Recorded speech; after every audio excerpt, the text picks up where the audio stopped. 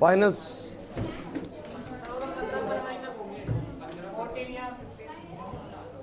चलो ठीक है। सो क्लास एक बार मुझे बताएं कि आप ऑसिलेशन किसे कहते हैं? ऑसिलेशन क्या होता है? क्या होता है ऑसिलेशन? पेंडुलम है वो ऑसिलेट करता है, आप लोगों ने बोला। इधर भाई तान्या, चैप्टर स्टार्ट हो चुका है, ढंग से सुनो। तो आप लोग बोल रहे हैं कि पूरा चैप्टर डिस्कशन करेगा सिर्फ ऑसिलेशंस वाली चीज़ों के लिए। ऑसिलेशन जब हो रहा होता है तो कैसे उसकी डिस्प्लेसमेंट चल रही होती है, कैसे वो अपनी वेलोसिटीज़ को बदल रहा होता है, कैसे ऑसिलेशन के दौरान एक्सेलरेशन अलग अलग होता है, फोर्स अलग होता है, एनर्जी अलग होती है, काइनेटिक कितनी है, पोटेंशियल कितनी है। पूरा चैप्टर सिर्फ एक ही मुद्दे पर डिस्कशन करने वाला है, that during the oscillation of a body what is the displacement, velocity, acceleration, force, potential energy, kinetic energy at a particular instant। मैं समझाता हूँ मैं क्या कहना चाह रहा हूँ।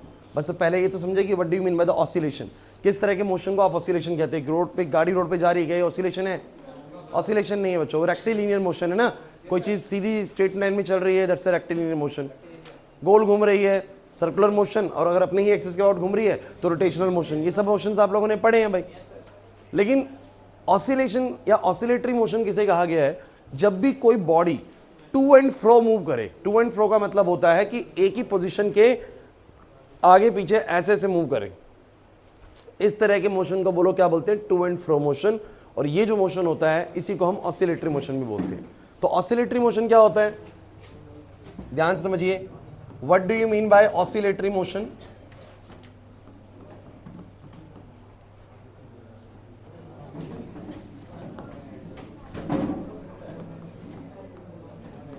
To and fro motion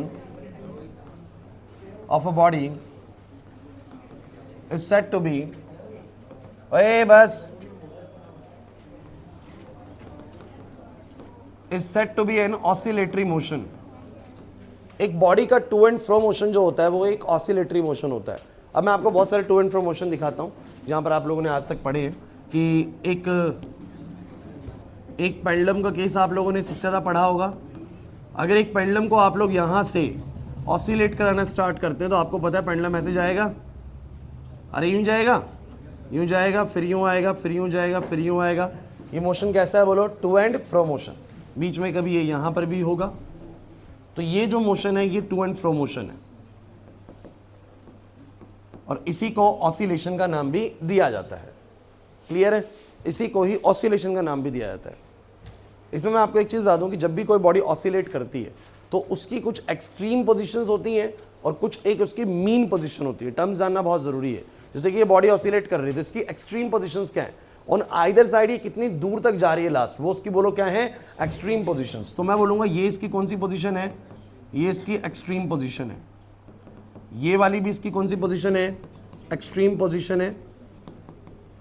और मेन ये ऑन एन एवरेज जिस पोजीशन की अबाउट घूमती है, कभी इधर कभी इधर, तो इस वाली पोजीशन पे ऑन एन एवरेज रहती है। तो ये वाली पोजीशन बोलो क्या बोली जाती है? इसकी मीन पोजीशन।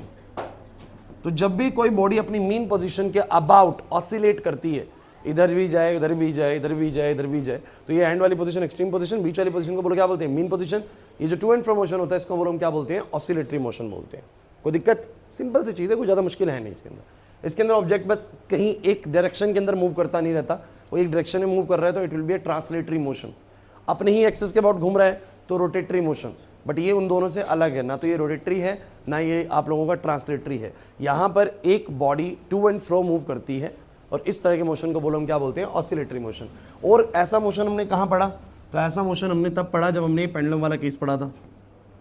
यहाँ पर ये मेरे पास एक स्प्रिंग है और ये इस तरीके से एक ब्लॉक है। अगर मैं इस ब्लॉक को आगे की तरफ खींच दूँ, यहाँ तक ले आऊँ मैं इसको और फिर छोड़ दूँ, तो आप लोगों को पता है वो वहाँ तक जाने के बाद वापस ऐसे लौट के आएगा। क्लास बातें नहीं। और यहाँ तक आएगा कुछ इस तरीके से। तो यहाँ पर एक्सट्रीम पोजीशन और मीन पोजीशन कैसी होंगी? बिकॉज ये ऐसे ऐसे यहाँ पर पकड़ा, हमने छोड़ा, यूं गया, अंदर दबा, फिर जब अंदर दबा तो स्प्रिंग में फोर्स पैदा हो गया बाहर की तरफ धकेलने के लिए, तो ये बाहर की तरफ आया, फिर जब बाहर की तरफ गया तो स्प्रिंग में अंदर की तरफ फोर्स पैदा हो गया। बिकॉज जैसी स्प्रिंग खिंचती है या कंप्रेस होती है वो अपोजिट डायरेक्शन में फोर्स लगाती है, तो ये ऐसे ऐसे ऑसिलेट करेगा। तो ये भी कैसा मोशन हो गया बोलो? टू एंड फ्रो मोशन हो गया। तो ये कैसा, ये वाली कौन सी पोजीशन है बोलो?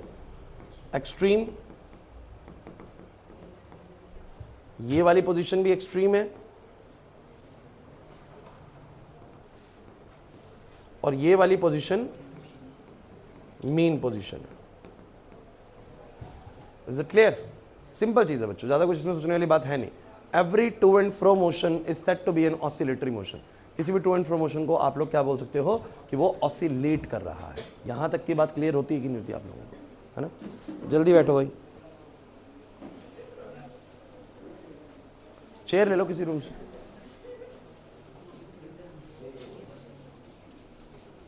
थोड़ा सा इससे बच के।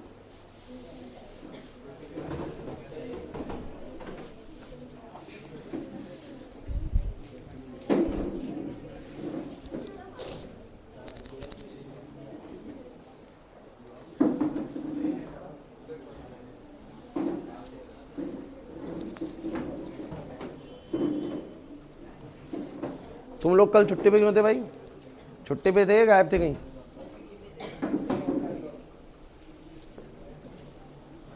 भाई देखो अभी इतनी छुट्टी मत करो, कल जो सबको एक साथ ही काम पड़ जाता तुम लोगों को।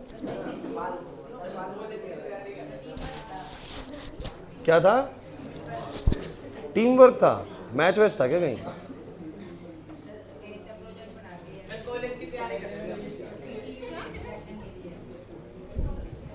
ये 11 तो पास करो पहले भाई। कॉलेज जाने के लिए पहले 11 पास करनी पड़ेगी, फिर 12th में अच्छे नंबर लाने पड़ेंगे, तब जाके एडमिशन कॉलेज में आएगा। अभी से मत करो, अभी तो पहले ये पढ़ो। तो भाई हाँ नहीं, लेकिन सबसे पहला पड़ाव तो यही है जो चल रहा है, इसको अच्छे से करो। ये सभी बच्चों के लिए है गाइज। आप लोग अब जितना भी टाइम बचा हुआ है ना सेशन का, छुट्टी मत करिए। ये बहुत हाई स्कोरिंग चैप्टर्स हैं, ऑसिलेशन, वेव, या जो इससे पिछला चैप्टर हुआ है thermal properties of matter, last class बड़े इंपॉर्टेंट टॉपिक हुए हैं ब्लैक बॉडी रेडिएशन के, आते हैं एग्जाम के अंदर।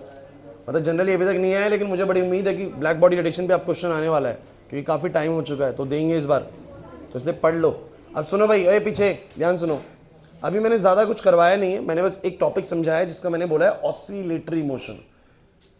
एक गाड़ी रोड पे सीधी चल रही है, that will be a translatory motion. कोई चीज़ अपने ही एक्सेस के अबाउट घूम रही है, ये कौन सा मोशन है? रोटेशनल मोशन है। अब ऐसे ही एक ऑसिलेटरी मोशन होता है जो इन सबसे अलग होता है। इसके अंदर बॉडी जो होती है ना, टू एंड फ्रो मूव कर रही होती है, ऐसे से मूव कर रही होती है। जैसे गाड़ी का शॉकर भी होगा, वो ऊपर जाएगा नीचे आएगा, ऊपर जाएगा नीचे आएगा, तो ये कैसा मोशन है? To and fro motion. Piston जो लगा हुआ है इंजन के अंदर, वो भी ऊपर नीचे करेगा, ये भी कैसा मोशन है? बोलो, to and fro motion. So कोई भी to and fro motion, to and fro motion किसे कहते हैं अगर नहीं पता लग रहा तो, जैसे कि पेंडुलम जा रही है, टू एंड फ्रो मोशन है, ये टू एंड फ्रो मोशन है। ऐसे ही एक ब्लॉक को हमने किसी स्प्रिंग से जोड़ रखा है और वो नॉर्मल पोजीशन में ऐसे रखा हुआ है, लेकिन अगर मैं इसको खींच के ले जाऊं बाहर की तरफ और फिर मैं इसको छोड़ दूं, तो ये कैसा मोशन करेगा? आपको पता है, उसके खींच के ले जाने की वजह से अंदर की तरफ एक फोर्स पैदा हो गया, वो उसको लेके आएगा, ऐसे करके अंदर तक दबाएगा, फिर ये बाहर की तरफ जाएगा और ऐसे ऐसे करके ऑसिलेट करेगा। इस तरह के मोशन को फिर से टू एंड फ्रो मोशन बोलेंगे। एंड ये जो टू एंड फ्रो मोशन है, इसको बोलो हम क्या बोलते हैं? Oscillatory motion. क्लियर हो गया ऑसिलेटरी मोशन? अच्छा, इस ऑसिलेटरी मोशन के अंदर ध्यान रखना है कि आपको जो ये एंड वाली पोजीशन होती है, इनको हम एक्सट्रीम पोजीशंस बोलते हैं, और जो बीच वाली पोजीशन होती है, इसको बोलो हम क्या बोलते हैं? मीन पोजीशन बोलते हैं। Is it clear to you और नॉट? है ना? एक्सट्रीम पोजीशन कौन सी? जो ये एंड वाली पोजीशन होती है, these are the extreme positions. और जिस पोजीशन के अबाउट ये जा रहा है बार बार, वो कौन सी पोजीशन होती है? बोलो, मीन पोजीशन। तो मेरे को लगता है कि ऑसिलेटरी मोशन तो समझ में आ गई वाली चीज। अब मैं तुम्हें बता दें, पूरा चैप्टर सिर्फ और सिर्फ एक ही मुद्दे पे पूरा डिस्कशन है इसका। 80% of the chapter discussing about the thing, कि वो आपसे ये कहना चाह रहा है, जैसे तुम लोग मुझे एक बात बताओ, नॉर्मल सिचुएशन में पेंडुलम कहां पर होगा? सब बच्चे बताओ, नॉर्मल सिचुएशन में पेंडुलम कहां पर होगा? बहुत बढ़िया। नॉर्मल सिचुएशन में ये पेंडुलम डेफिनेटली अपनी मीन पोजीशन पे होगा। इस पोजीशन को ना तुमने y इक्वल टू 0 पोजीशन बोल दिया। क्या बोल दिया? y इक्वल टू 0 नाम दे दिया इस पोजीशन को कि 0 वाली पोजीशन है। ध्यान सुनना भाई। अब आप लोगों को इसको धक्का देते हैं ऐसे करके, तो धक्का देने के बाद ये अपनी एक्सट्रीम तक जाएगा, क्या वहीं रुक जाएगा? धक्का दोगे तो एक्सट्रीम तक जाएगा और वापस लौट के फिर यहां आएगा, फिर लौट के यूं जाएगा, ऐसे ऐसे ऐसे ऐसे चलता रहेगा। तो जैसे कि यहां पर y 0 है, तो यहां तक जो है इसका y कुछ ना कुछ बोलो क्या हो गया है? +a, मतलब कि कुछ ना कुछ आगे चला गया है। ध्यान से सुन लो रौनक अंकित, यहां पर अभी 0 है और बाद में कितना हो गया? जरा ध्यान दो, y इक्वल टू a हो गया है, मतलब कि उसका डिस्प्लेसमेंट का कुछ पोजीशन बोल दिया कि 5 यूनिट दूर चला गया है। फिर दोबारा से 0 हो जाएगा थोड़ी देर बाद, फिर थोड़ी देर बाद कितना हो जाएगा? बोलो जरा, इसको माइनस ए बोल देते हैं। माइनस ए मतलब कि दर्शाने के लिए है बस। माइनस ए का मतलब ऐसा नहीं है कि नेगेटिव में कुछ हो गया। माइनस ए का मतलब है अगर कोई बोले कि डिस्प्लेसमेंट +5 यूनिट्स है तो वो भी राइट में चल रहा है, और -5 यूनिट्स है तो वो लेफ्ट में चल रहा है ऑसिलेशन के। बस ये डायरेक्शन को दर्शाने के लिए कि एक बार हम किसी दूसरे एक्सट्रीम एंड पे हैं और एक बार हम किसी दूसरे एक्सट्रीम एंड पे हैं। जैसे कि वो बोले तुम्हें कि डिस्प्लेसमेंट हो चुका है y = 3 यूनिट्स +3 यूनिट्स, तो आप समझेंगे अभी इस तरफ चल रहा है, और बोलेगा -3 यूनिट्स तो मानेंगे इस तरफ चल रहा है। तो मतलब ये समझ लीजिए कि वो एक्सिस वाला हिसाब किताब बना दिया कि पॉजिटिव में है तो इस तरफ, नेगेटिव में है तो इस तरफ, और वापस से थोड़ी देर बाद जीरो हो जाएगा। मेरी बात को समझने की कोशिश करें मैं कहना क्या चाह रहा हूँ। अलग अलग समय पर अब ड्यूरिंग द ऑसिलेशन मुझे बताओ जरा, हाँ भाई, ड्यूरिंग द ऑसिलेशन इसकी जो डिस्प्लेसमेंट है वो बार बार क्या हो रही है, चेंज हो रही है। कभी 0, कभी a, कभी 0, फिर कभी -a, फिर 0, कभी बीच में a/2 भी है, कभी थोड़ी सी मतलब 5 यूनिट है तो कभी 1 यूनिट भी हुई, 2 यूनिट भी, 3 यूनिट भी, 4 यूनिट भी। ऐसा हुआ कि नहीं हुआ? अच्छा, इसका ये डिस्प्लेसमेंट है। अगर मैं इसकी वेलोसिटी की बात करूं बच्चों तुम लोगों से, तो जवाब देना जरा, ढंग से सुनना भाई। मैं बता रहा हूं इस चैप्टर को ना समझने के लिए ना पहली 2 क्लासेस ही काफी हैं। पहली 2 क्लास समझ में आ गई, उसके बाद इसकी अगली जो 3 से 4 5 क्लासेस होने वाली हैं वो कुछ भी दिक्कत नहीं करेंगे। और पहली 2 समझ में नहीं आई ना तो फिर आगे समझ में भी नहीं आएगा ये, क्योंकि पहली 2 में ही ना इसका इक्वेशंस बन जाता है। और एक बार डिस्प्लेसमेंट इक्वेशन अगर बन गया, किसी के स्कूल में हो गया तो उसको पता होगा, डिस्प्लेसमेंट इक्वेशन एक बार बन गया उसके बाद सब कुछ उसी से ही बनने वाला है। तो ये समझ लीजिए कि displacement equation is most important, मतलब कि आपको वो आना ही चाहिए समझ में। नहीं आए मुझे बता देना, मैं 2 क्लास देता हूँ डिस्प्लेसमेंट इक्वेशन कराने में। आज बस उस तक की बेसिक चीजों पे बात करूंगा, नेक्स्ट क्लास में पूरी इक्वेशन बनवाऊंगा। तो 2 क्लासेस में अगर कुछ भी दिक्कत लगे ना तो आपको बताना है। अगर 2 क्लास ढंग से नहीं अटेंड करी तो फिर वो चैप्टर समझ में भी नहीं आएगा, और ये नहीं आया ना तो बहुत लफड़ा हो जाएगा, क्योंकि वेव इसी का बड़ा भाई है, इसी से ही बनता है ऊपर का ऊपर। ठीक है, ध्यान रखना। तो मैंने कहा कि इसकी अलग अलग समय पर जो डिस्प्लेसमेंट है वो क्या हो रही है बच्चों, चेंज हो रही है, डिस्प्लेसमेंट है। अच्छा, वेलोसिटी की बात करते हैं। एक बार मैंने धक्का दे दिया, इसको धक्का दे दिया, ऐसे क्या, ऐसे आ रहा है। चलो मुझे बताओ जरा, इसकी वेलोसिटी ड्यूरिंग द मोशन सबसे ज्यादा कहां पर होती होगी? सबसे ज्यादा सोच लो, कितनों को लगता है कि इसकी सबसे तेज रफ्तार। अच्छा, सबसे ज्यादा डिस्प्लेसमेंट ये कब दिखा रहा होता है? जब ये कहां पर होता है, एक्सट्रीम्स में। लविश, कहां पर होती है? एक्सट्रीम्स में। और सबसे मिनिमम डिस्प्लेसमेंट कहां पर होती है? मीन पे। बहुत बढ़िया। मैंने पूछा कि इसकी जो स्पीड है वो सबसे ज्यादा कहां पर होती होगी, एक्सट्रीम पर या मीन पर? चलो, कितने के अकॉर्डिंग है कि इसकी सबसे ज्यादा स्पीड मीन पोजीशन पर होती होगी? मीन पोजीशन पर इसकी रफ्तार सबसे ज्यादा होती होगी, मीन पर। और सबसे ज्यादा रफ्तार एक्सट्रीम पे होती होगी, ऐसा कितने को लगता है? एक्सट्रीम पर, एक्सट्रीम पर। चलिए ठीक है, आ जाइए। सपोज करते हैं बच्चों, आपने इसको धक्का दिया, ये चलना शुरू हो चुका है। अब आपने यहां से इसको 5 की स्पीड दी, कितने यूनिट की बोलो? 5 की। आपको नहीं लगता कि जब ये ऊपर चढ़ रहा होगा तो ग्रेविटी इसको नीचे की तरफ खींचना चाह रही होगी, बिकॉज नॉर्मल पोजीशन इसकी ये वाली होनी चाहिए। तो अगर मैंने इसको 5 की स्पीड दी भी, अक्षत मैंने 5 की स्पीड दी भी इसको, तो कितनी हो जाएगी थोड़ी देर बाद? 4 3 2 1 0। मतलब इस तरफ का पोजीशन थोड़ी देर बाद कितना हो जाएगा बोलो जरा? 0 का स्पीड हो जाएगा। समझ रहे मेरी बात को? अब तुम कह रहे हो सर बढ़ेगी स्पीड, वहां से बढ़ेगी बिल्कुल, क्योंकि ग्रेविटी इसको खींचेगी अंदर की तरफ। तो कितनी स्पीड बढ़ेगी बोलो, ध्यान से ना? 1 2 3 4 5, यहां तक आते हैं स्पीड बोलो कितनी हो जाएगी? 5 मीटर पर सेकंड। होएगा कि नहीं होएगा? समझो मेरी बात को। क्यों होएगा? क्योंकि वहां से आ रहा है बढ़ते हुए स्पीड में, क्योंकि उसको वापस अपनी मीन पोजीशन पे आना है, बिकॉज इसकी सबसे स्टेबल पोजीशन कौन सी पोजीशन है? Mean position. आपको सर आपको कैसे पता सबसे स्टेबल पोजीशन मीन पोजीशन ही है? क्योंकि भैया नॉर्मली भी इसको छोड़ दोगे तो कहां पर रहेगा? मीन पोजीशन पे। और कोई भी चीज अपनी कंफिगरेशन को हमेशा अपनी सबसे मोस्ट स्टेबल स्टेट में रखती है। तो मेरी बात को समझने की कोशिश करें भाई, कि यहां पर 0 होगा, धीरे धीरे बढ़ता हुआ आएगा, बोलो कितना हो जाएगा? 5। लेकिन जैसे ही फिर ये इस तरफ जाने लगेगा, ग्रेविटी फिर इसकी स्पीड को घटाने लगेगी। जैसे ही इस तरफ बढ़ने लगेगा, ग्रेविटी फिर से इसकी स्पीड को तो घटाने कैसे लगेगी? 5 की स्पीड है, धीरे धीरे क्या कर देगी उसको?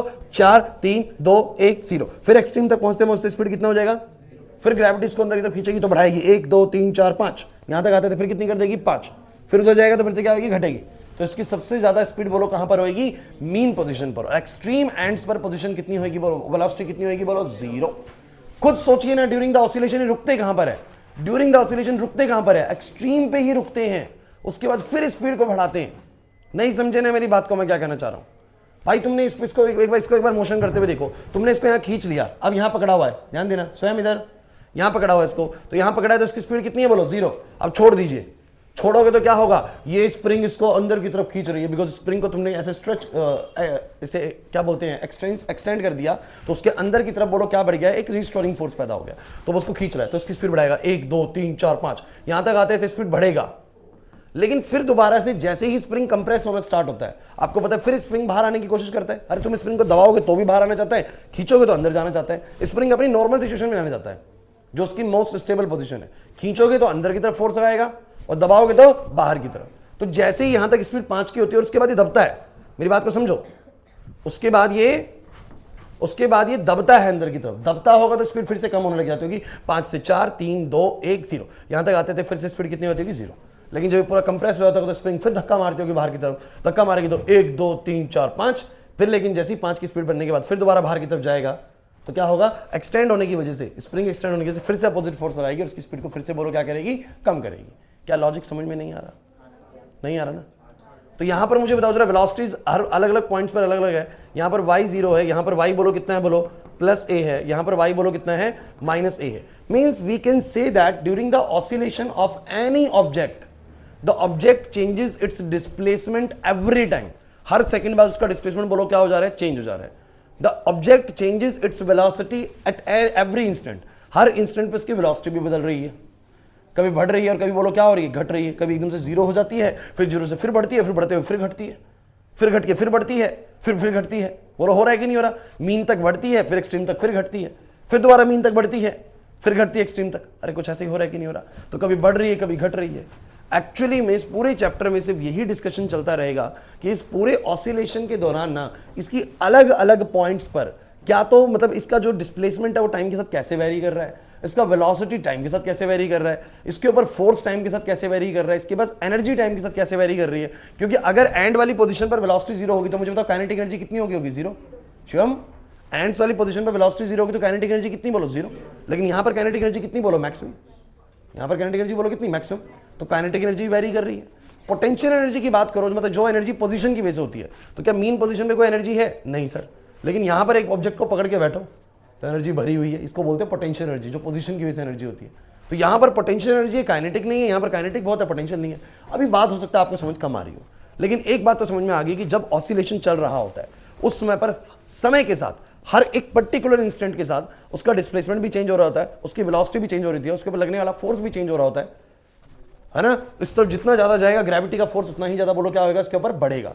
जितना इधर रहेगा ग्रेविटी फोर्स नहीं लगाएगी, मतलब नीचे की तरफ लगाएगी लेकिन ऐसे दाएं बाएं नहीं लगाएगी। लेकिन जितना इधर जाएगा ग्रेविटी उतनी ताकत से उसको अपनी तरफ खींचेगी वापस से। बोलो क्लियर है कि नहीं? अरे झूले में जितना ज्यादा तुम ऐसे करके जाते हो उतना ही तेज वापस आते हो कि नहीं आते, क्योंकि ग्रेविटी आपके ऊपर क्या बढ़ा देती है, फोर्स बढ़ा देती है। तो समझेंगे कि जब ऑसिलेशन हो रहा होता है तो फोर्स कैसे वेरी कर रहा होता है समय के साथ। क्या क्या वेरी कर रहे हैं दोबारा समझो, डिस्प्लेसमेंट कैसे वेरी कर रहे हैं समय के साथ, वेलोसिटी कैसे वेरी कर रही है समय के साथ, फोर्स कैसे वेरी कर रहा है समय के साथ। जितना मैं इधर जा रहा हूं फोर्स उतना ही ज्यादा बढ़ता जा रहा है। एग्री करते हो कि नहीं करते? और जितना वापस आ रहा हूं फोर्स उतना बोलो क्या होता जा रहा है, कम होता जा रहा है। बोलेगा काइनेटिक एनर्जी कैसे वेरी कर रही है समय के साथ, पोटेंशियल एनर्जी कैसे वेरी कर रही है समय के साथ। तो ये पूरा चैप्टर इन चीज़ों पर डिस्कशन करने वाला है। मतलब इसी चैप्टर का नाम ऑसिलेशन है, क्योंकि सिर्फ और सिर्फ ऑसिलेशन के ऊपर ही बात होने वाली है। During the oscillation what are the changes in the displacement with respect to time, velocity with respect to time, force with respect to time, kinetic energy, potential energy, time के साथ इन सब में क्या क्या बदलाव आ रहे हैं, इनके क्या ग्राफ हैं, इनके क्या मतलब इक्वेशंस हैं, मैथमेटिकल इक्वेशंस, तो वो सब आपसे पूछेगा। कुछ कहानी समझ आई आप लोगों को चैप्टर के अंदर करना क्या है? नहीं आया समझ में? पक्का? तो ऑसिलेटरी मोशन दिमाग में पहले थोड़ा सेट हुआ। जो झूला झूल रहा है कोई, वो भी क्या है बोलो, ऑसिलेटरी मोशन है। और इस ऑसिलेटरी मोशन के दौरान दो एक्सट्रीम पोजीशंस होती हैं, एक बोलो क्या होती है, मीन पोजीशन। मीन पोजीशन पे डिस्प्लेसमेंट 0 होता है, एक्सट्रीम पोजीशंस पे +a या फिर बोलो क्या -a। और वेलोसिटीज भी आपको पता है एक्सट्रीम पे जाके 0 हो जाती है और मीन पर आके मैक्सिमम। झूला झूलते वक्त इमेजिन करिए अपने आपको एक्सट्रीम पे जाके रुक गए ना उस तरफ जाके, और फिर आए तेजी से भागते हुए, स्पीड बढ़ी ऐसे करके, मीन पे सबसे ज्यादा थी, फिर धीरे धीरे कम हुई और फिर एक्सट्रीम पे क्या होगी, फिर से स्पीड कितनी होगी, 0 होगी, फिर बड़ी तेजी से बढ़ते आते मीन तक बढ़ती है और फिर दोबारा से घटना शुरू हो जाती है। सही तो चल रहा है, तो बहुत क्लियरली पता लग रहा है कि स्पीड कैसे बढ़ रही है और घट रही है। पहले बढ़ती है, सॉरी यहाँ से घटती है, फिर बढ़ती है, फिर घटती है, फिर बढ़ती है, ऐसे चल रहा है। डिस्प्लेसमेंट पहले बढ़ता है, फिर घटता है, 0 हो जाता है वापस से, फिर बढ़ता है, फिर घटता है। क्लियर हुआ कि नहीं हुआ? ये सब वेरिएशंस हमें अभी इस चैप्टर के अंदर आने वाले कुछ दिनों में पढ़ने हैं। तो ऑसिलेटरी मोशन समझ आ गया कि क्या इसका इंट्रोडक्शन है। मानसी बात समझ में आ गई? आगे बढ़ते हैं। इसी की जैसा एक और मोशन होता है बच्चों, जिसको हम बोलते हैं बड़ा इंपॉर्टेंट है, पीरियोडिक मोशन क्या होता है? कोई बता सकता है पीरियोडिक मोशन क्या होता है?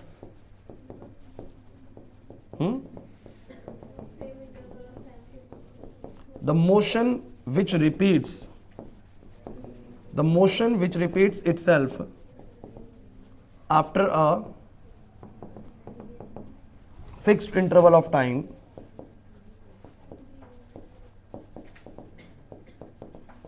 is called periodic motion. बच्चों कैसे मोशंस पीरियोडिक मोशन होते हैं? ऐसे मोशंस जो अपने आप को एक फिक्स्ड इंटरवल ऑफ टाइम के बाद रिपीट कर ही लेते हैं। जैसे कि आज क्या है, आज मंडे है, मंडे है, 4 बजे भी क्लास हुई है। आप लोगों को पता है कि फिक्स इंटरवल के बाद अगला मंडे भी आने वाला है और दोबारा से फिजिक्स की 4 बजे क्लास होने वाली है। होगा एक फिक्स इंटरवल के बाद दोबारा मंडे आएगा, और फिक्स इंटरवल के बाद ही आता है हमेशा। ट्यूसडे तो दोबारा ट्यूसडे आएगा फिक्स इंटरवल के बाद। तो ये जो संडे मंडे आना है ये हमेशा एक फिक्स पीरियड के बाद आ ही जाता है। ये होते हैं पीरियोडिक मोशंस। कैसे बोलो? पीरियोडिक मोशन, जो फिक्स इंटरवल के बाद अपने आप को रिपीट करते हैं। आपके स्कूल के अंदर आपके 40-40 मिनट के पीरियड लग रहे हैं, उसका नाम पीरियड क्यों रखा? पीरियड इसलिए रखा बिकॉज एक पीरियोडिक मोशन की तरह काम कर रहा है कि एक फिक्स इंटरवल के बाद रिपीट हो ही जाता है। तो कोई भी ऐसा मोशन जो अपने आप को एक फिक्स इंटरवल के बाद क्या करता है, बोलो, रिपीट करता है, बोलो कैसा मोशन होता है? पीरियोडिक होता है। अब इन दोनों में डिफरेंस समझाता हूं। जैसे कि आप लोग मुझे बताइए जरा, मैं आपको एक क्वेश्चन पूछूंगा, आप मुझे बताना कि वो पीरियोडिक मोशन है या ऑसिलेटरी मोशन है। Earth is revolving around the sun from many years. Earth is revolving around the sun from many years. It will be a oscillatory motion और it will be a periodic motion? It will be a periodic motion, क्योंकि आपको पता है कि अर्थ जो है सन के चारों तरफ 365 दिन, और थोड़ा एक्यूरेट कर देता हूं 6 घंटे, 365 दिन और 6 घंटे में अपना पूरा एक चक्कर लगा लेती है। For simplicity we can take 365 days. तो पूरा एक चक्कर कितने दिनों में? 365 दिनों में कर लिया। दोबारा से रिपीट करती है फिर 365 दिनों के बाद। करती है कि नहीं करती? सेम मोशन रिपीट करती है अपना 365 दिन, फिर 365 दिन बाद, फिर 365 दिन बाद। कैसा मोशन है? मोशन भी है, और कैसा है? फिक्स इंटरवल के बाद रिपीट भी हो रहा है। तो बोलो कैसा मोशन है? Periodic motion. क्या वो ऑसिलेटरी है? अर्थ ऐसे तो नहीं करती ना, गई और फिर यूं घूम के वापस आ रही है, हमेशा एक ही डायरेक्शन में चली जा रही है, आज तक चल रही है। तो ऑसिलेटरी नहीं है। That will be a periodic motion but not a oscillatory motion. Clear हुआ कि नहीं हुआ? चलो नेक्स्ट सवाल मेरा, ध्यान सोच समझ के जवाब देना। आपके घर में एक घड़ी लगी हुई है, उसके अंदर पेंडुलम वाली जो वो है ना, वो ऐसे ऐसे कर रही है स्विंग। पेंडुलम वाली वॉच होती है ना, अब ऐसे स्विंग कर रही है। ये ऑसिलेटरी है या पीरियोडिक है? कुछ कह रहे दोनों है। ऑसिलेटरी है, टू एंड फ्रो कर रही है। अब क्या ये अपने आप को एक फिक्स इंटरवल के बाद रिपीट करती है? ढंग से समझिएगा। पीरियोडिक तो ये कहता है कि बस फिक्स इंटरवल के बाद रिपीट होना चाहिए। अब आपके घर का जो पेंडुलम वाला जो घड़ी होता है ना, उसका एक सिंपल सा फंडा होता है। क्या होता है मैं आपको बता देता हूँ। वो यहां से यहां जाती है, 1 सेकंड लेती है, ये रूल है इसका। 1 सेकंड के लिए वो यहां जाती है और फिर 1 सेकंड बाद वापस आती है।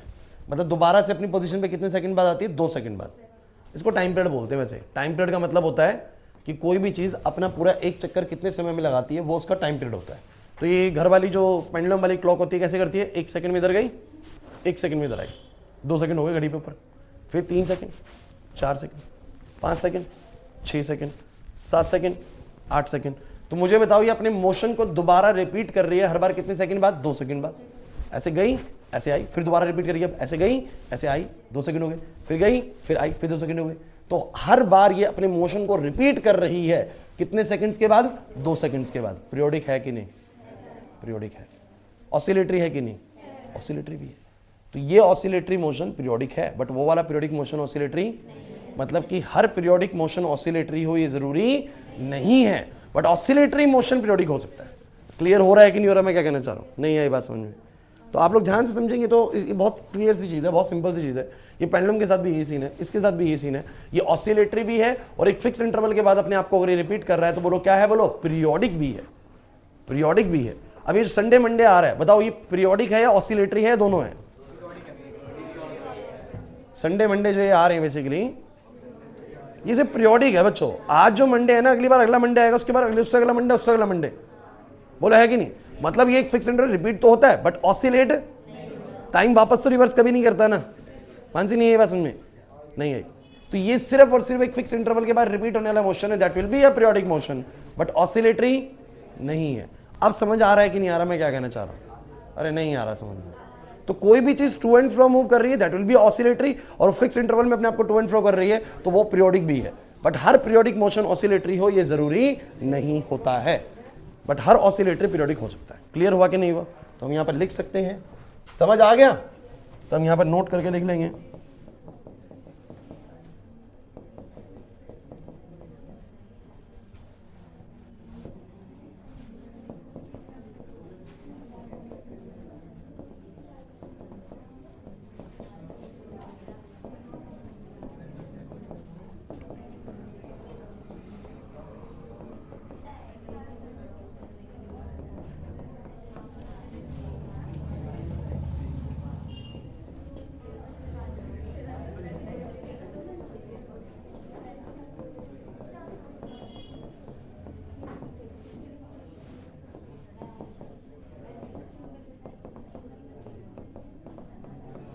ठीक है, चलो एक बात और मैं आपको बता दूं, कुछ बच्चे ऐसा सोच सकते हैं कि सर थोड़ी सी इस बात में भी गड़बड़ है कि अगर ये ऑसिलेट कर रहा है तो जरूरी थोड़ा ना पीरियोडिक हो।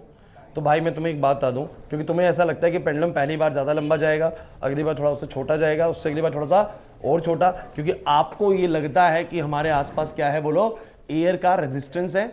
हाँ भाई, उसकी वजह से क्या होगा, ये जाएगा, आएगा, फिर थोड़ी देर बाद अगली बार थोड़ा कम जाएगा, फिर कम आएगा, फिर ऐसे ऐसे ऐसे ऐसे ऐसे ऐसे डाउन हो जाएगा। देखिए जब हम इस चैप्टर को पढ़ रहे होते हैं ना, तो ये पहले एक चीज़ बोल देते हैं कि हम यहाँ पर ना एयर का रेजिस्टेंस या किसी भी तरह का जो डिसिपेटिव फोर्स है ना उसको एब्सेंट मान रहे हैं। फिलहाल मान के चल रहे हैं कि किसी भी तरह का अपोजिंग फोर्स यहाँ पर मौजूद, तो पेंडुलम हमेशा ऐसे से ही करेगा, एयर का रेजिस्टेंस है ही नहीं। जब ये ऐसे ऑसिलेट कर रहे हैं तो फ्रिक्शन को कंसिडर नहीं कर रहे। चैप्टर के लास्ट में बताएगा कि अगर कंसिडर कर लिया जाए तो फिर इनका एम्पलीट्यूड समय के साथ बोलो क्या हो जाता है, कम हो जाता है। क्या हो जाता है बोलो, कम। वो भी ऐसे से करते करते ऐसे हो जाएगा। लेकिन अभी फिलहाल जो मैं आपसे बात कर रहा हूं, इन सभी के दौरान आप लोगों के जितने भी ऐसे डिसिपेटिव फोर्सेस जिनको कम करते हैं वो एब्सेंट माने जा रहे हैं। जैसे ड्यूरिंग द काइनेमेटिक्स आप लोगों को बोला था कि एयर का रेजिस्टेंस नेगलेक्ट करके चलिए, सब कुछ उसी के हिसाब से कंसिडर करिए, तो यहां पर भी ऐसे माना जा रहा है। तो ये हमेशा अपने आपको फिक्स पीरियड के बाद क्या कर लेंगे बोलो, रिपीट कर लेंगे, बिकॉज एयर का रेजिस्टेंस वहां पर नहीं है। मान से नहीं है बात समझे। तो मैंने ये बोला कि जो ऑसिलेटरी मोशन है पीरियोडिक जरूर है। क्यों? क्योंकि ये इतना जा रहा है, अगली बार भी इतना ही जाएगा, अगली बार भी इतना ही जाएगा। आप करो क्यों सर, कम होना चाहिए। मैं यही तो बोल रहा हूं, कम किसकी वजह से होता है, एयर के ड्रैग की वजह से। फ्लूइड चैप्टर में पढ़ा है, जब मोशन हो तो एयर का ड्रैग रोकता है। मैं कह रहा हूं कि एयर का ड्रैग यहां पर मानना ही नहीं है। फिलहाल उसको क्या मानना है, एब्सेंट मानना है। ये आपसे डिस्कशन कर रहा है उन केसेस के अंदर जिनके अंदर ये जो ऐसे अपोजिंग फोर्सेज हैं ये क्या है बोलो, एब्सेंट चल रहे हैं। तो हर बार इतना ही एम्पलीट्यूड से ऑसिलेट करेगा। क्लियर हो रहा है कि नहीं हो रहा? यहां तक की बात समझ में आ गई? कुछ और बेसिक चीजों पे आते हैं फटाफट से। सब बच्चे दो चीजें क्लिक करो फटाफट से। आपको ऑसिलेटरी मोशन क्लियर है, आपको पीरियोडिक क्लियर है, इन दोनों के बीच का डिफरेंस क्लियर है कि हर पीरियोडिक ऑसिलेटरी हो जरूरी नहीं है, बट ऑसिलेटरी क्या होगा, पीरियोडिक होगा। क्लियर हो गया कि नहीं हो गया? अब आगे बढ़ते हैं। कोई डाउट है कि इसके अंदर? अब मैं आपको बता दूं, क्योंकि कोई चीज बार बार ऑसिलेट कर रही है ना, तो एक चीज समझना बहुत जरूरी है, इसको बोलते हैं फ्रीक्वेंसी। इसको बोलते हैं फ्रीक्वेंसी। फ्रीक्वेंसी क्या होता है जल्दी बोलो भाई? फ्रीक्वेंसी होता है द नंबर ऑफ ऑसिलेशंस पर सेकेंड इज कॉल्ड फ्रीक्वेंसी। बच्चों बातें मत करो, थोड़ी देर की क्लास होती है उसमें आप लोग बिल्कुल चीज सुना करो सारी जो बता रहे हैं। आज इक्वेशंस नहीं बनाऊंगा, लेकिन इक्वेशन से रिलेटेड जितनी भी टर्म्स उसमें यूज होने वाले सब कुछ डिस्कस हो जाएंगे आज। नेक्स्ट क्लास में आते के साथ इक्वेशन के ऊपर काम शुरू हो जाएगा हमारा, तो इसलिए बोल रहा हूं बहुत जरूरी क्लास है। तो the number of oscillations per second is called frequency. Frequency को डिनोट आप लोग किससे करते हैं बोलो, म्यू से। इसका फॉर्मूला आप लोगों ने बोला बच्चों 1 में टी। ये टी क्या होता है बच्चों? टी होता है टाइम पीरियड। सुन लीजिए मैं समझा देता हूं इसका मतलब क्या है। टाइम पीरियड क्या होता है कोई बताएगा? It is the time taken during one oscillation. एक ऑसिलेशन में जितना समय लग रहा होता है वो किसी भी चीज का बोलो क्या होता है, टाइम पीरियड होता है। जैसे मुझे बताओ अर्थ का टाइम पीरियड कितना है? पूरा एक चक्कर लगाने में अगर बोले तो बेसिकली 365 दिन का है टाइम पीरियड। बस आप ये समझ लीजिए पूरा एक चक्कर लगाने में कोई भी चीज कितना समय लेती है वो उसका बोलो क्या होता है, टाइम पीरियड। जैसे कि अभी मैंने तुमसे क्वेश्चन पूछा था, जरा बताना, हमारी जो घर में घड़ी लगी हुई है पेंडुलम वाली, उसका टाइम पीरियड बताओ कितना है?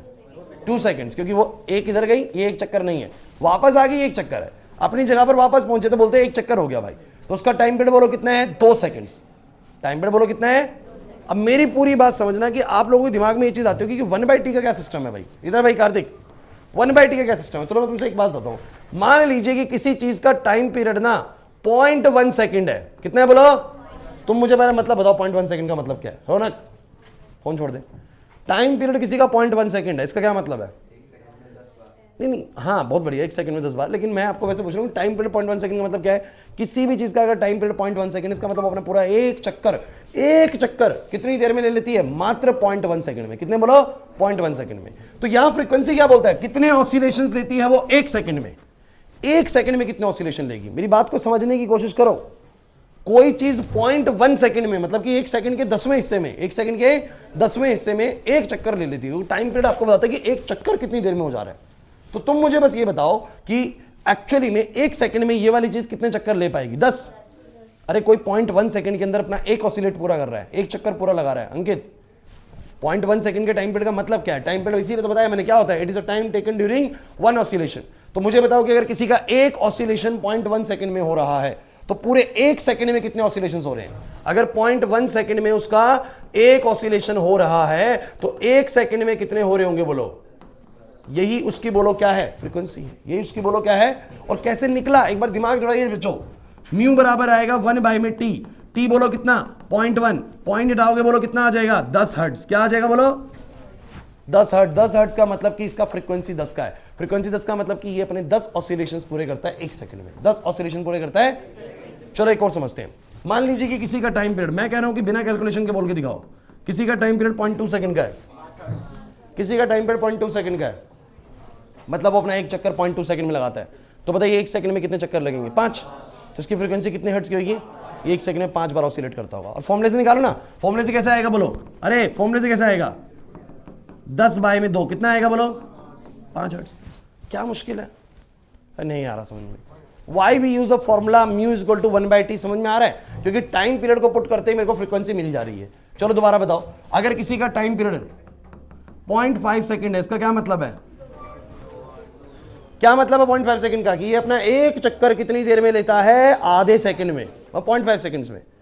तो फ्रीक्वेंसी तो कहती है कि 1 सेकंड में कितने चक्कर होंगे, वो फ्रीक्वेंसी होती है। तो अगर 0.1 सेकंड में एक चक्कर है तो 1 सेकंड में कितना चक्कर होएगा? 2 चक्कर। अरे ये समझ में नहीं आ रहा। तो 2 हर्ट्ज की फ्रीक्वेंसी होगी। तो फ्रीक्वेंसी निकालने का सिंपल सा फंडा है कि आप लोग 1/t कर दीजिए, आप लोगों का आ जाएगा भाई। अरे क्लियर हुआ कि नहीं हुआ? 2 हर्ट्ज आ जाएगा।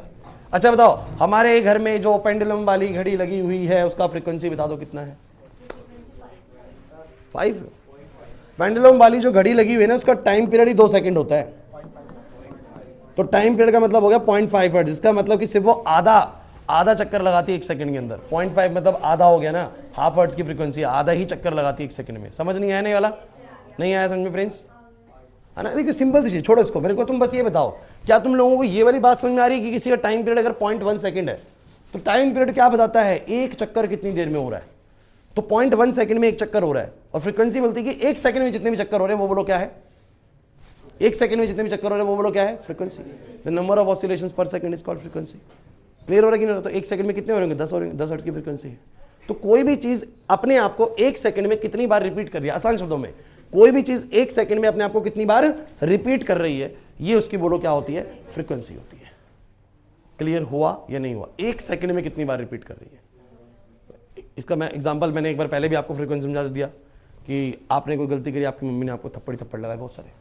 5 सेकंड के अंदर अगर 20 थप्पड़ लगा दिए, 5 सेकंड के अंदर कितनी फ्रीक्वेंसी से थप्पड़ पड़ रहे हैं? 4 हर्ट्ज फ्रीक्वेंसी होगी ना। 5 सेकंड में 20 थप्पड़ लगा दिए। समर जग जा बेटा, नहीं तो 5 सेकंड में 20 पड़ेंगे।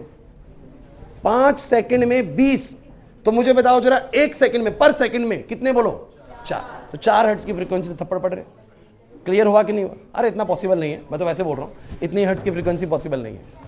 ठीक है ठीक है। अरे समझ आ रहा है कि नहीं आ रहा क्या कहना चाह रहा हूँ? अच्छा इस पंखे की फ्रीक्वेंसी समझो। अरे इस पंखे की फ्रीक्वेंसी समझो। ये पंखा हमने पाया कि ये इसकी ऐसे आती है, इसकी ऐसे आती है कि हम बोलते हैं रोटेशंस पर मिनट आता है कि ये पंखा जो है ना 1200 आरपीएम का है। इसका मतलब ये 1200 रोटेशंस लेता है पर मिनट में। इसका फ्रीक्वेंसी हमें सोचना है 1200 रोटेशंस पर मिनट में, मतलब कि 60 सेकंड के अंदर 1200 ऑसिलेशंस। अरे यार नहीं समझ पा रहे। तो 1 सेकंड के अंदर कितने बोलो? 20 आएगा ना।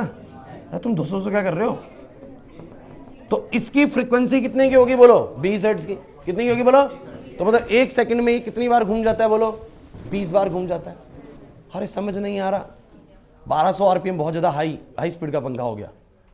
अरे नहीं समझे यार। तो फ्रीक्वेंसी क्या होता है? सिंपल और आसान शब्दों में कितने नंबर ऑफ ऑसिलेशंस 1 सेकंड में कोई चीज कर रही है वो उसकी बोलो क्या है? फ्रीक्वेंसी। 1 सेकंड में कितनी बार घूम गया ये इसकी बोलो क्या है? फ्रीक्वेंसी। 1 सेकंड में कितनी बार थप्पड़ पड़ गया वो क्या है बोलो? थप्पड़ पड़ने की फ्रीक्वेंसी। 1 सेकंड में कोई भी चीज कितनी बार अपने आप को रिपीट कर रही है ये बोलो उसकी क्या है? फ्रीक्वेंसी है। क्लियर हुआ कि नहीं हुआ? क्योंकि बहुत जरूरी है, फ्रीक्वेंसी हमें समझना पड़ेगा चैप्टर के अंदर। तो काम समझ में आ रहा है ये वाली चीज? क्लियर है?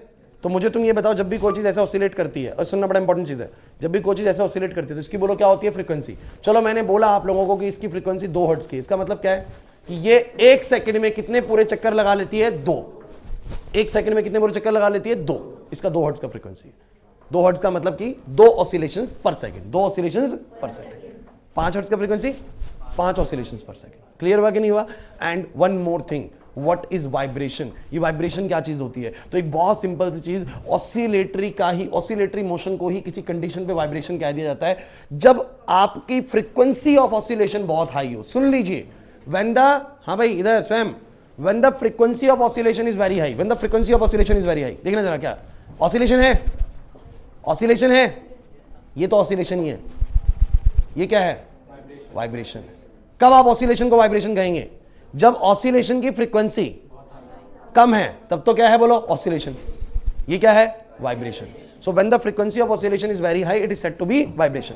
टर्म्स पता होनी बहुत जरूरी कि वाइब्रेशन किसे कहते हैं। तो भैया वाइब्रेशन किसे कहते हैं? तो हम बोलते हैं when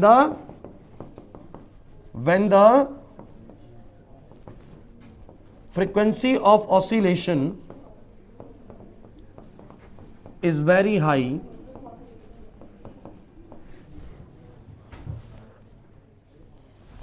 when the frequency of oscillation is very high,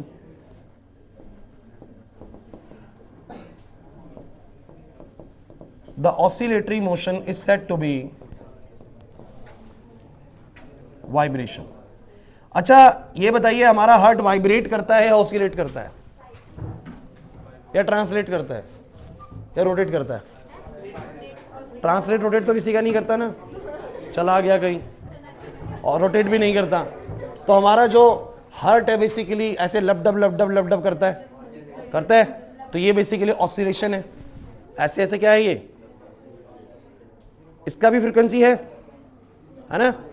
अभी अगर मैं चेक करूंगा वॉच से, आजकल वॉच से चेक हो जाता है, या आप लोग वैसे भी चेक करेंगे तो नॉर्मली 1 मिनट के अंदर 72 होता है शायद, नॉर्मल जो होना चाहिए। कि आपका हार्ट जो है वो लपडब लपडब कितनी बार करना चाहिए? ऑसिलेशंस, कितने ऑसिलेशंस करना चाहिए? 72 करना चाहिए। तो अगर 60 सेकंड में 72 है, तो इसका भी एक फ्रीक्वेंसी है कि 1 सेकंड में 1 पॉइंट समथिंग का ऑसिलेशन है, कि 1 से थोड़ा ज्यादा ऑसिलेट कर लेता है। अरे यार समझे नहीं तुम मेरी बात को? अगर वो क्या कर रहे हो तुम लोग? 72 बार वो बीट्स कर रहा है पर मिनट, 72 बीट्स कर रहा है पर मिनट, है ना? हार्ट की बात कर रहे हैं, 72 बीट्स कर रहा है पर मिनट में। तो इसका मतलब 1 मिनट के अंदर 72 बार वो क्या कर रहा है बोलो? ऑसिलेट कर रहा है। 60 सेकंड के अंदर 72 बार ऑसिलेट कर रहा है। But this is not the frequency. कोई बोले कि 72 की फ्रीक्वेंसी है, नहीं, 72 बार ऑसिलेट करना फ्रीक्वेंसी नहीं, बोल रहे 1 सेकंड में कितनी बार करता है, ऑसिलेट करता है, वो उसका फ्रीक्वेंसी होता है। तो हार्ट का भी अपना एक फ्रीक्वेंसी है। तो कितनी फ्रीक्वेंसी से ऑसिलेट करेगा? तो 1 सेकंड के अंदर आ जाएगा 72 बाय में कितना बोलो? 60।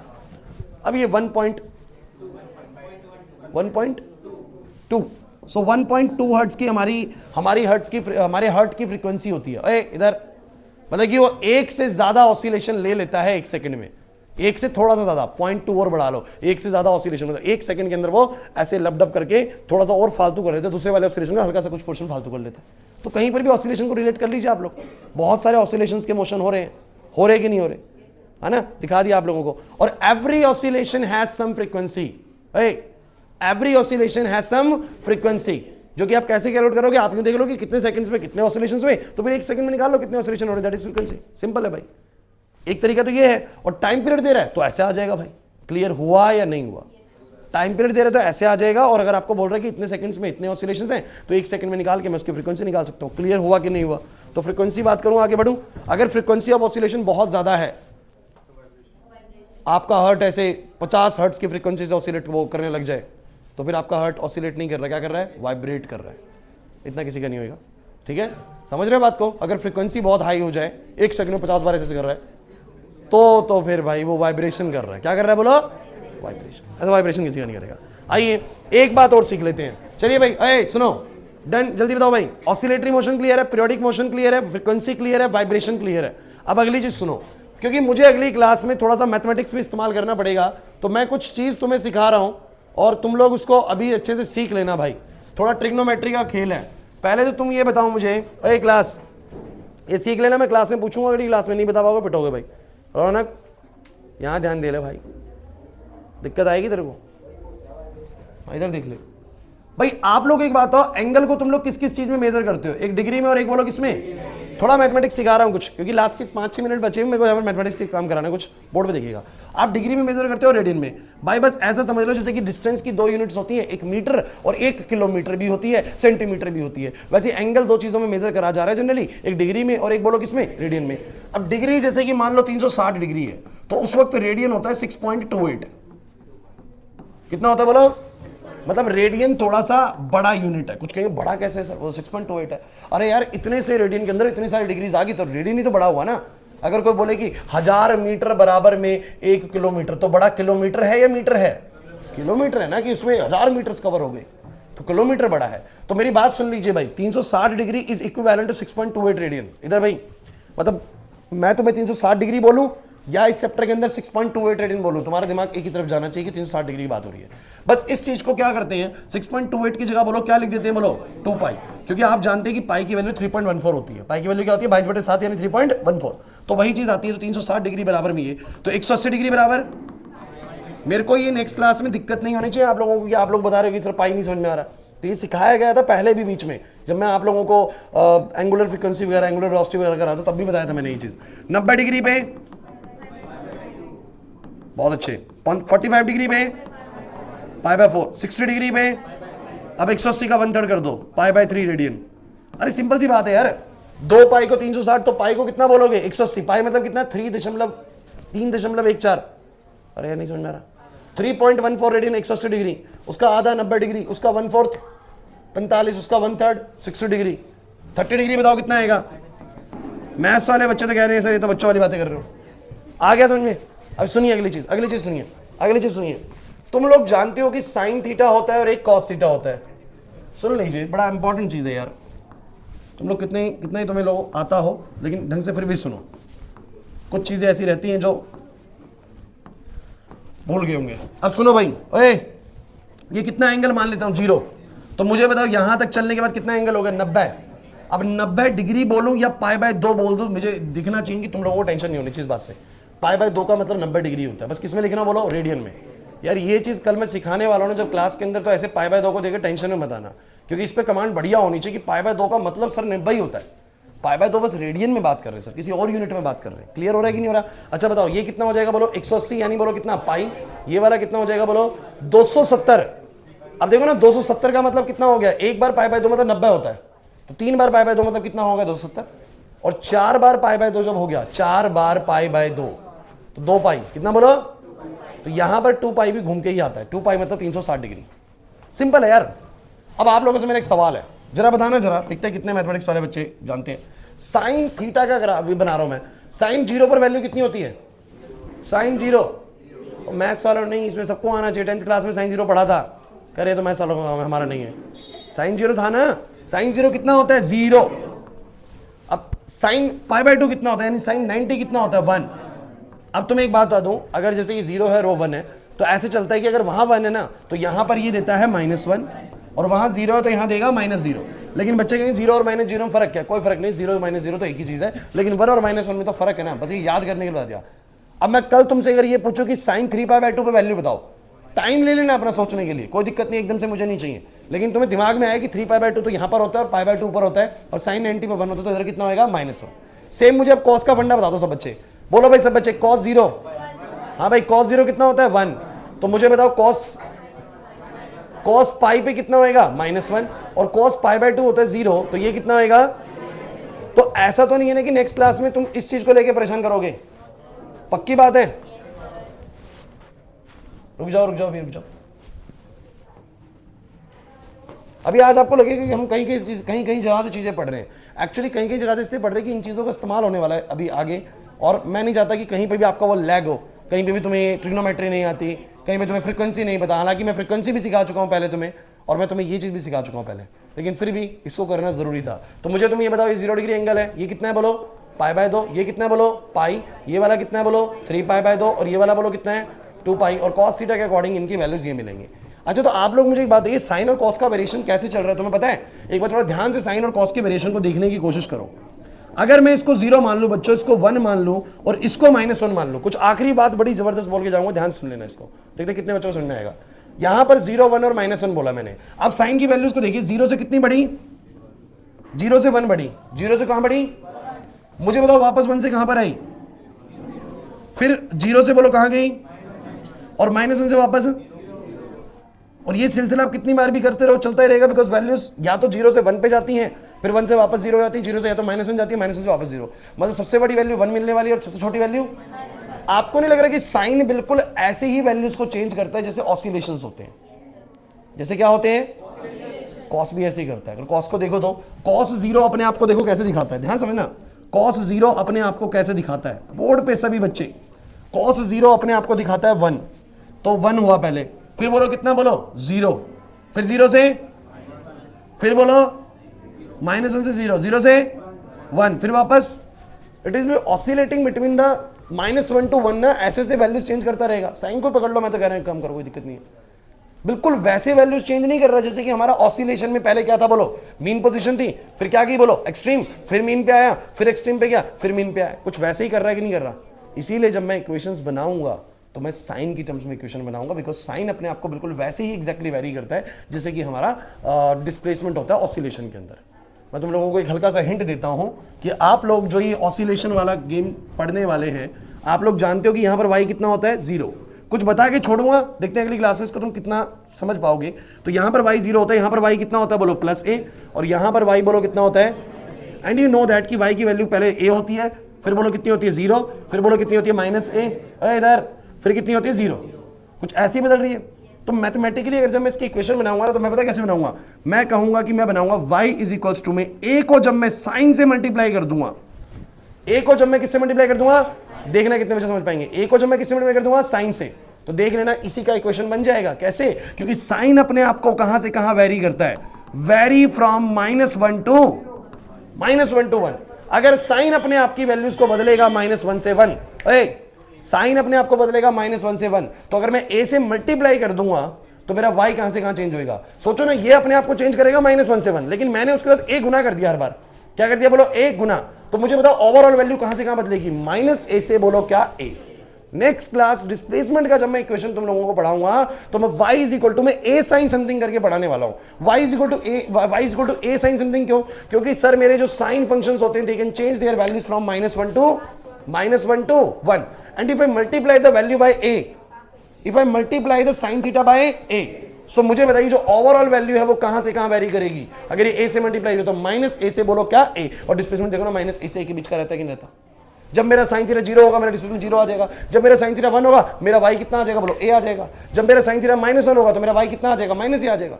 सो मैं अगली क्लास में आपको y इज इक्वल टू में a साइन समथिंग करके इक्वेशन क्यों पढ़ाने वाला हूं, बिकॉज ट्रिग्नोमेट्री में अपनी वैल्यूज को बिल्कुल ऑसिलेशन की तरह कौन वेरी करता है, ऑसिलेशन की तरह कौन वेरी करता है ट्रिग्नोमेट्री में, सर साइन करता है। कौन करता है, बोलो 0 से 1 जाता है, फिर 1 से 0 आता है, 0 से -1 जाता है, -1 से वापस 0 आता है। मैंने कहा तो बिल्कुल ऑसिलेशन की तरह बिहेव कर रहा है। तो इक्वेशंस बनाते वक्त हम इसकी मदद ले सकते हैं, क्योंकि हमारा जो डिस्प्लेसमेंट है वो भी कैसे वेरी करता है, 0 से a होता है, a से 0 होता है, 0 से -a होता है, -a 0 होता है। तो वी कैन हेल्प, मतलब हम इसकी मदद ले सकते हैं साइन थीटा की। अरे नहीं आया समझ में, सिंपल है। लॉजिक कैच करने की कोशिश करें कि मैथमेटिकली हमने साइन थीटा को चूज क्यों करा, कॉस थीटा को चूज क्यों करा, बिकॉज ये बिल्कुल अपनी वैल्यूज को वैसे ही बदल रहे थे जैसे कि एक ऑसिलेशन के दौरान डिस्प्लेसमेंट चेंज हो रही थी। बस डिस्प्लेसमेंट हमारी 1 से -1 नहीं, मतलब डिस्प्लेसमेंट हमारी 5 से -5, 7 से -5, 7 कुछ भी हो सकता है। तो इसलिए मैंने a से मल्टीप्लाई करके उसको लिया।